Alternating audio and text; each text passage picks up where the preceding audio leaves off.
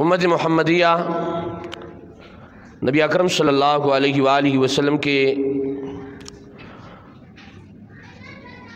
امت کے متعلق فرمایا ہے وَلْتَكُمْ مِنْكُمْ أُمَّةٌ،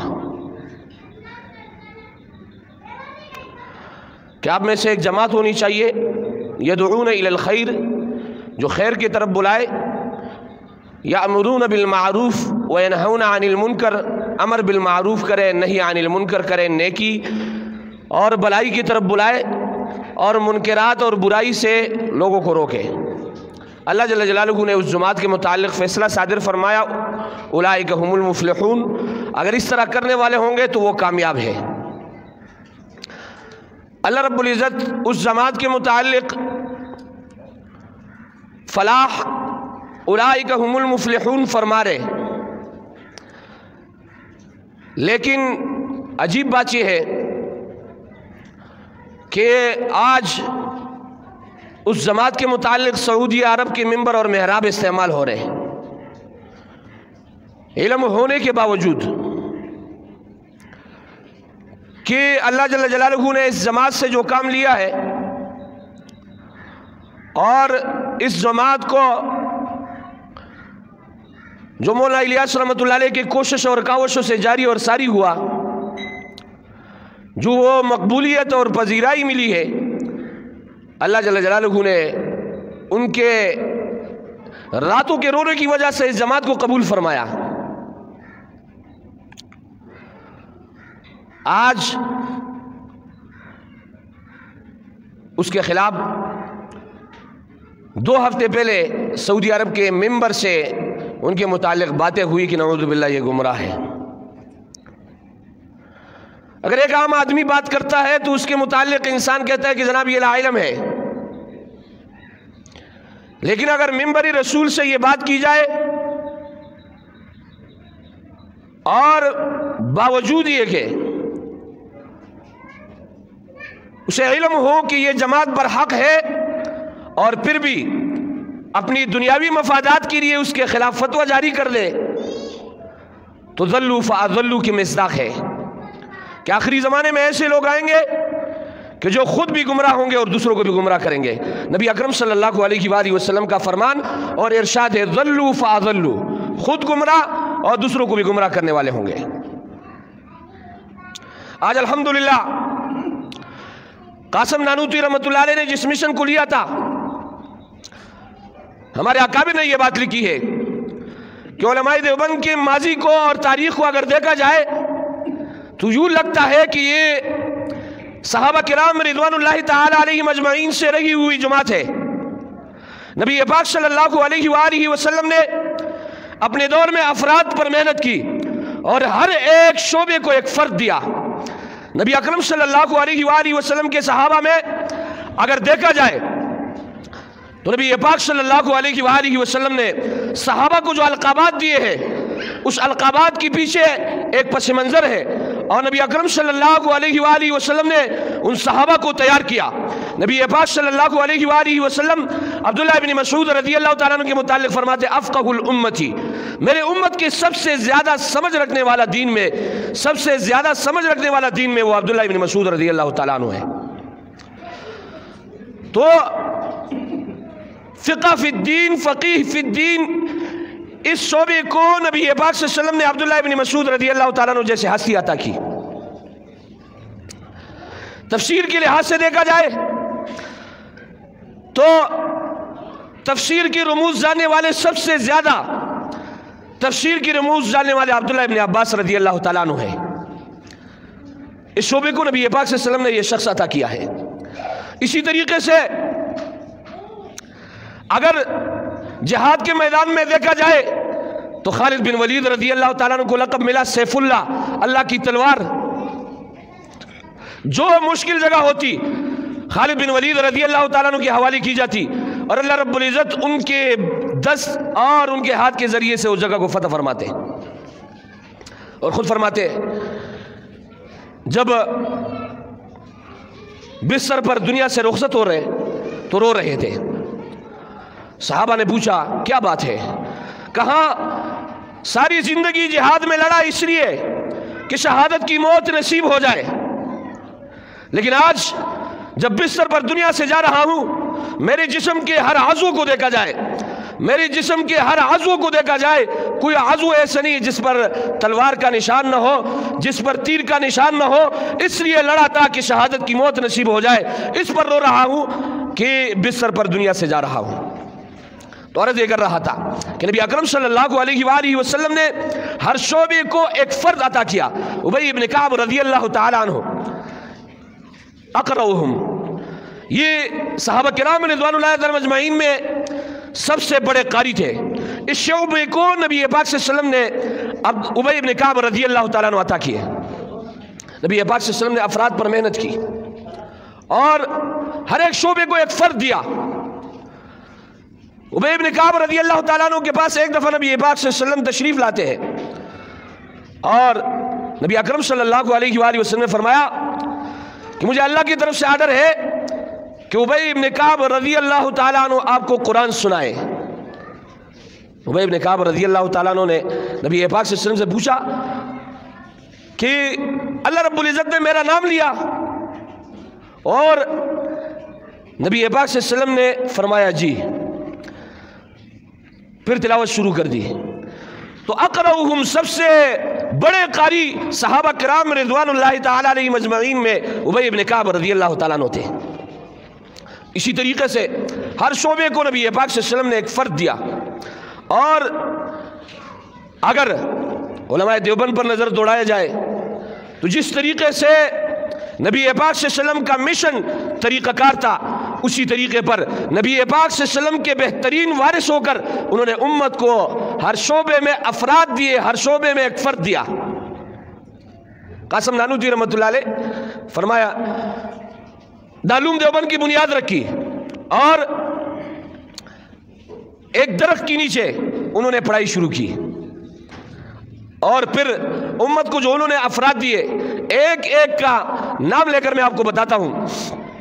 شیخ الہند محمود الحسن دیوبندی رحمۃ اللہ علیہ ان کے شاگرد ہیں۔ اب شیخ الہند محمود الحسن دیوبندی رحمۃ اللہ علیہ کے شاگردوں میں سے دیکھا جائے تو انہوں نے ہر شعبے کے لیے ایک فرد اور ایک شخص امت کو دیا۔ شیخ الہند محمود الحسن دیوبندی رحمۃ اللہ علیہ کا شاگرد حسین احمد مدنی رحمۃ اللہ علیہ ہے، اور یہ وہ حسین احمد مدنی رحمۃ اللہ علیہ ہے جنہوں نے 18 سال تک نبی پاک صلی اللہ علیہ وسلم کے روزے پر درس حدیث دیے۔ اور جب نبی پاک صلی اللہ علیہ وسلم کی بات کرتے کہ نبی پاک صلی اللہ علیہ وآلہ وسلم نے فرمایا تو قال صاحب هذه الروضہ، روزے مبارک کی طرف اشارہ کرتے کہ اس روزے والے نے فرمایا۔ ہم کہتے ہیں قال قال رسول اللہ صلی اللہ علیہ وسلم، اللہ کے رسول نے یہ فرمایا۔ وہ حدیث سناتے وقت یہ فرماتے تھے کہ اس روزے والے نے یہ فرمایا ہے۔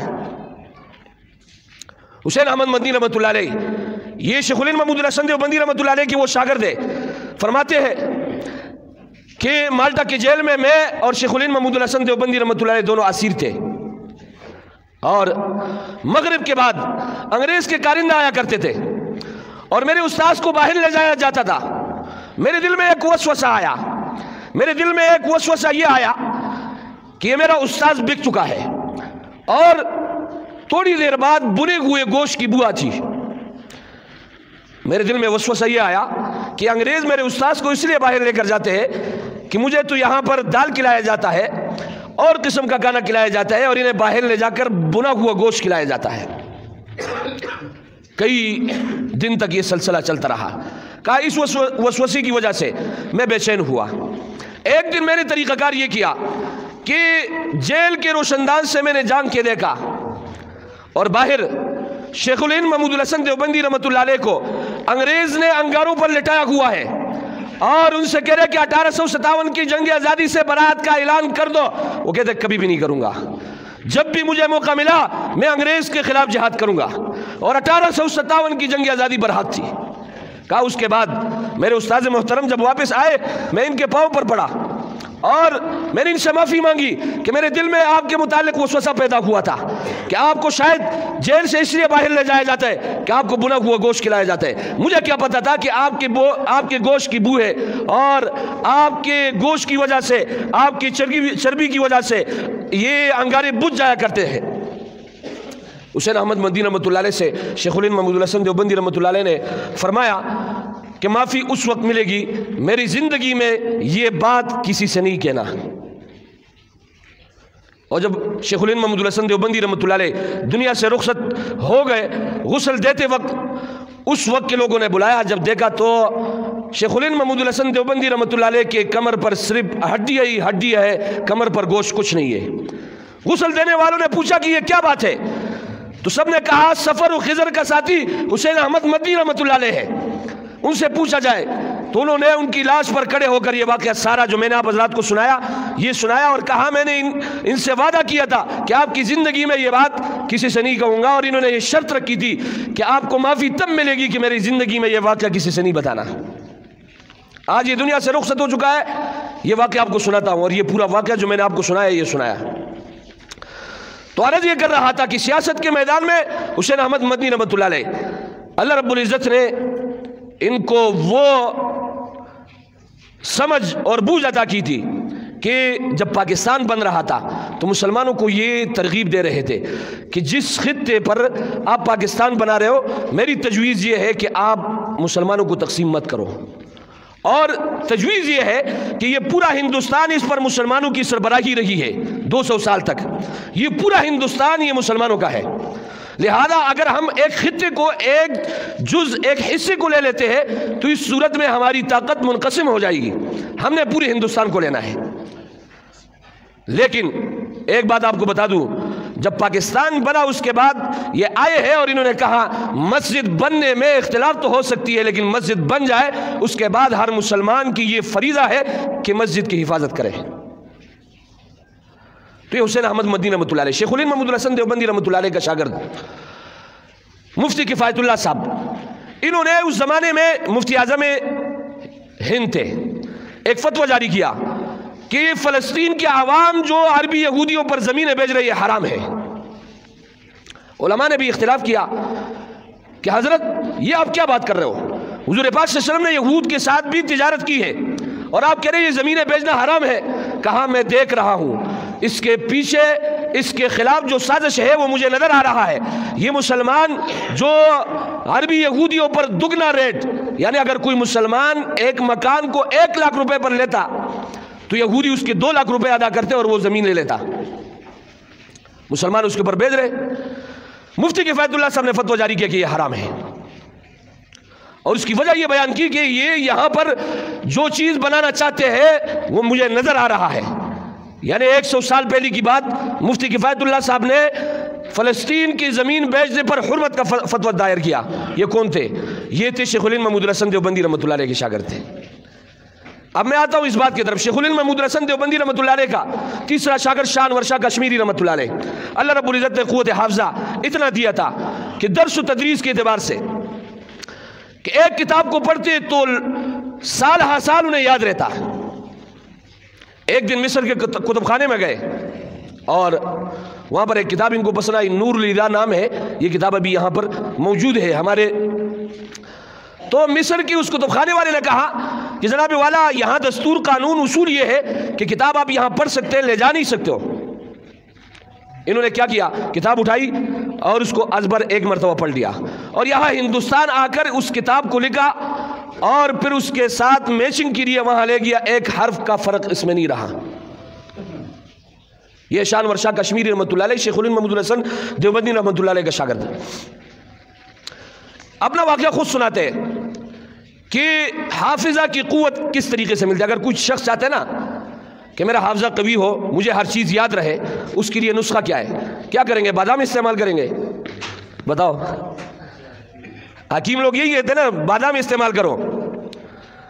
میں نے ایک حکیم سے پوچھا بھائی میرا بچہ جو ہے کمزور ہے اس کا ذہن، کہہ رہے 7 دانے بادام 7 دانے کشمش آپ جو ہے رات کو بھگو کے گلاس میں ڈالو اور صبح جو ہے اپنے بچوں کے کھلاؤ، انشاءاللہ اس کا جو ہے دماغ تیز ہو جائے گا۔ حکیموں کے پاس جاؤ گے تو وہ یہی نسخہ دے گا۔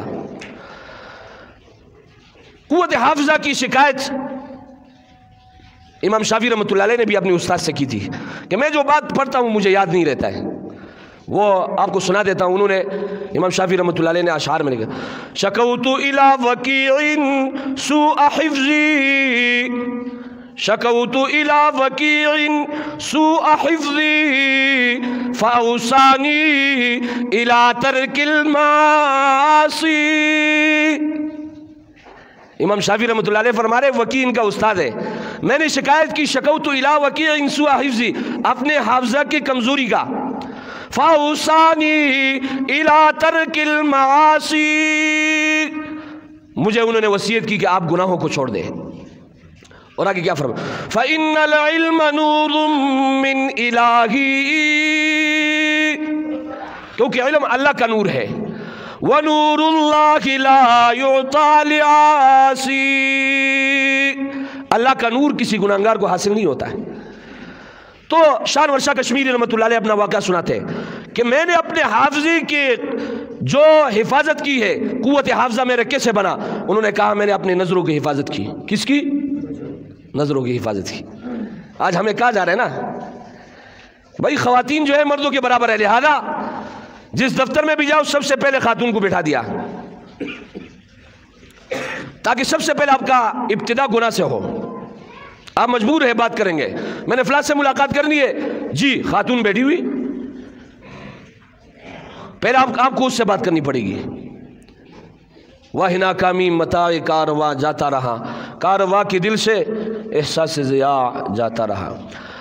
तो अर्ज़ ये कर रहा था कि शेखुल हिंद महमूदुल हसन देवबंदी रहमतुल्लाह अलैह के शागिर्द शान वर्षा कश्मीरी रहमतुल्लाह अलैह फरमाते कि मेरा हाफजा कवी है और कवी था, लेकिन इसमें उस वक्त थोड़ी सी कमी आई कि दारुल उलूम देवबंद के मोहतमिम कारी तैयब रहमतुल्लाह अलैह की वालदा, मैंने अपने घर वालों से ये बात कही थी कि मैं दरवाज़ा खटखटाऊंगा, अगर कोई गैर महरम खातून हो तो मुझे कह देना, मैं वापस चला जाऊंगा। तो एक दिन कारी तैयब रहमतुल्लाह अलैह की वालदा घर में मौजूद थी और घर वाली ने इजाज़त दी कि आप आए। वो समझी कि ये बूढ़ी खातून है, इससे पर्दे की कोई मसला नहीं होगा। कहा उस पर नज़र पड़ा है, अभी मेरे हाफजा का दौरानी अब 15 साल तक हो गया है। उस खातून पर नजर पड़ने की वजह से हाफजा का दौरानिया जब एक किताब को पढ़ लेता हूं 15 साल तक मुझे अजबर याद होता है। अर्ज़ ये कर रहा था शेखुल हिंद महमूदुल हसन देवबंदी रहमतुल्लाह अलैह के शागिर्द मौलाना इलियास रहमतुल्लाह अलैह, कौन है? मौलाना इलियास रहमतुल्लाह अलैह, जिसने तबलीग के शोबे को एक परवान चढ़ाई। और ये ऐसा शख्स था कि रातों को रोता था और लोगों से कहता था मस्जिद में बड़े बड़े रोशनदान बनाओ, बाहर ममालिक से लोग जो है यहाँ तबलीग के लिए आएंगे। लोग हंसा करते थे, लोग हंसा करते थे। और आज जो है अफसोस इस बात पर हो रहा है, अगर एक आम आदमी बात कर ले, एक हुक्मरान बात कर ले, एक लाइल्म आदमी बात कर ले, एक ऐसा शख्स बात कर ले जिसका दीन के साथ कोई ताल्लुक ना हो, तो फिर इंसान को इतना दुख नहीं होता है। लेकिन मिंबर रसूल से अगर कोई शख्स एक हक जमात के मुतालिक बात करता है, दिल इंसान का जलता है, दिल के पपोड़े जल उठे सीने के दाग से। वो कहता है ना शायर कि भाई आप जो है अहले इल्म होने के बावजूद, आप हक जानने के बावजूद, ये तो बनी इसराइल का अमल था। और अल्लाह रब्बुल इज़्ज़त ने कुरान मजीद में इस बात की आर्डर जारी फरमाई, वला तलबिसुल हक़्क़ बिल बातिल, हक को बातिल के साथ खल्त मत करो। वला तलबिसुल हक़्क़ बिल बातिल व तक्तुमूनल हक़्क़ व अंतुम तालमून, आप हक को छुपाते हो जानने के बावजूद कि एक हक जमात है, और उसके बावजूद मिंबर रसूल से ये कहते हो कि जनाब ये गुमराह जमात है, नऊज़ु बिल्लाह।